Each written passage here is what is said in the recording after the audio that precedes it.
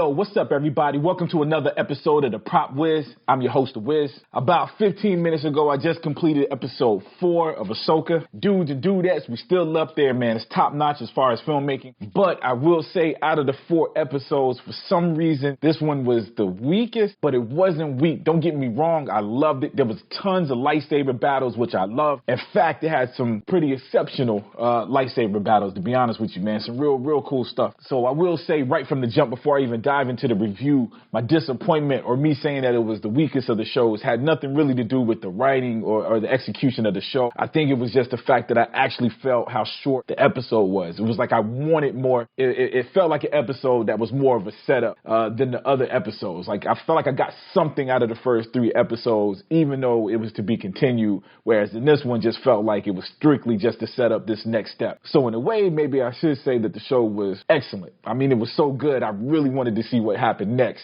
My disappointment was I didn't get to see what happened next. Not yet. Gotta wait till next week. So anyways, mad confusing. Liked the show. Thought it was weak. Loved the show. I don't know. Figure it out. But as far as the review itself, man, I thought the show was awesome. Again, plenty of lightsaber battles. We had a pretty dope fight between Sabine and Shin. Probably the second highlight of the episode. It was just a real cool fight. Something we've kind of seen, definitely seen on Clone Wars, where you see the Mandalorians fight a Jedi. I thought this was a real cool mix of that, being that Sabine is training as a Jedi, so we got a little bit of lightsaber action as well as some Mandalorian action, just seeing how she's mixing that, basically compensating for the fact that she doesn't have the Force. Keep it in mind that one of the Mandalorian's main enemies were the Jedi, vice versa, so a lot of the Mandalorian weapons were built to fight the Jedi. I felt like that was on full, well, I'm not going to say on full display, but we got to see a little bit of that with this fight between Sabine and Shin. Now, as far as talent, I do think that fight was pretty cool. I saw some real cool things they were doing with the lightsabers, but with that being said, it's not always cool tricks with the lightsabers that make a lightsaber duel dope. I think the Ahsoka and Baylan match off was a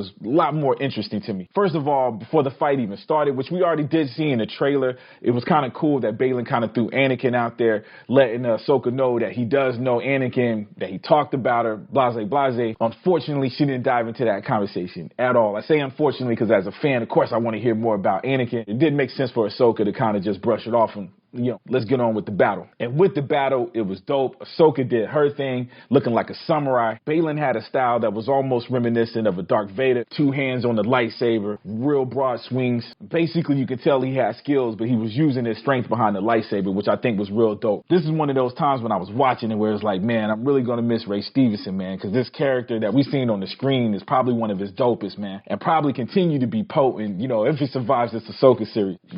But anyways, it's good that we got one of these dope things on the screen for him, man, to add on to his legacy. But anyways, like I said, the fight scenes were the highlights for me. The overall story was cool. Ahsoka trying to get the map. We saw Morgan still acting cool, man. Her act has been pretty consistent throughout this. We hadn't gotten a chance to see her fight. We got to see her fight just a little bit in the Mandalorian series. We haven't gotten to see her fight yet in this. Of course, we know Diana Lee Inosato is an ill martial artist, man. She's a stunt woman. Her father was real good friends by Bruce Lee, was trained by Bruce Lee. And again, we saw her fight a little bit in Mandalorian. So we know she's dope, man. So it's kind of crazy watching this, not seeing her fight, making it seem like Baylan's going to be the man or Shin's going to be the chick, having all the fun with the lightsaber duels against Ahsoka and Sabine. But in the back of my mind, I'm thinking, I know Morgan is dope with the lightsaber or some other weapon. She's ill with the martial arts, man. So I'm sure there's a fight scene in store for us with her, but I guess we'll see. Oh, dude. Yo, you know what? I almost forgot, man. I know why the episode was a little off to me.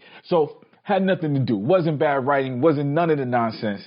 The episode did feel short, but actually what kind of threw me off, which it probably was supposed to throw me off, was Sabine handing over the map to Baylan. She actually had the map, had a chance to destroy it. Of course, as an audience member, we know if she destroys it, we might not have a show. We won't have an obvious show, I guess I should say. But I think this one hit hard because earlier in this same episode, Ahsoka basically told Sabine, you might have to come to this moment where you're going to have to choose between saving your one friend and the entire galaxy. Basically telling her the answer is save the whole galaxy.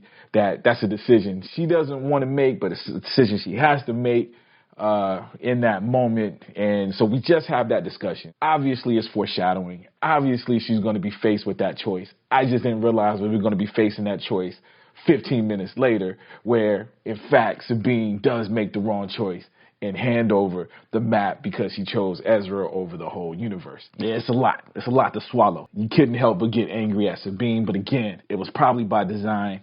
Sometimes you just are supposed to get mad at some of these main characters. They also shine a little bit more light on Baylan because I'm still trying to see how genuine he is. He seems like he's an honorable kind of bad guy. Bad guy, but, you know, with a little bit of honor. And I think in this episode, he promised her, yeah, if you hand over the map, I promise no harm will come to you. And he did, at least so far, honor that promise. So that, to me, I felt like was done and put in there to kind of let us know more about his character. Mind you, this episode is called The Fallen Jedi, which can mean a whole lot.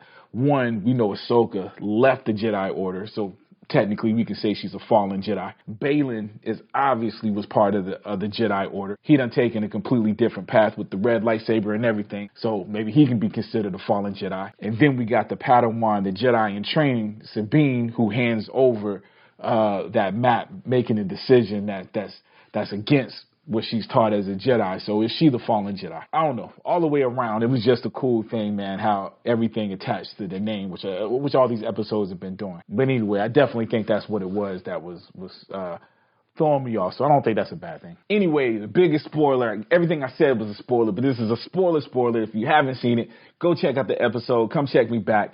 But the main reveal was at the very, very end when they show Ahsoka wake up in the world between worlds, something that we had seen in Rebels, I believe, first, showing us actually how she survived the fight scene between Vader in Rebels. This was cool. Not only seeing the live action version of this world in between worlds that we've seen in animation form, but also they show Anakin Skywalker himself, played by Christian Hayden. Real quick scene, real dope. We already knew he was on the castle. We already knew they were going to show him. We just didn't know if we were going to see him in normal Anakin Skywalker form or see him as Darth Vader. They showed him as Anakin. By the way, the Anakin without a scar, so it looked like a younger Anakin. I don't know. That's the part that probably got me excited, and I was kind of upset that, man, I got to wait a whole week. Why y'all tease that? But anyway, I'm excited to see what's to come. Again, another good episode, man. You know what I'm saying? It's one of those things. I still stick with this one, and I shouldn't use the term weakest. It was just this one kind of left me wanting more. Versus the other ones, it was like, okay, I'm good for another week. Regardless, none of that's going to matter once all the episodes are released so we can watch it in its entirety. Can't wait for that. In the meantime, leave me some comments of what you think. If you've already seen the episode, if you haven't seen the episode, why not? Leave me a comment. Let me know what you think if you're not feeling the whole thing. And of course, if you are feeling it, let me know what you think. If you haven't already, please hit that subscribe button. If you like this particular video, please hit that like button. And as always, I love you guys to death, and I'll check you out next time, all right? Peace.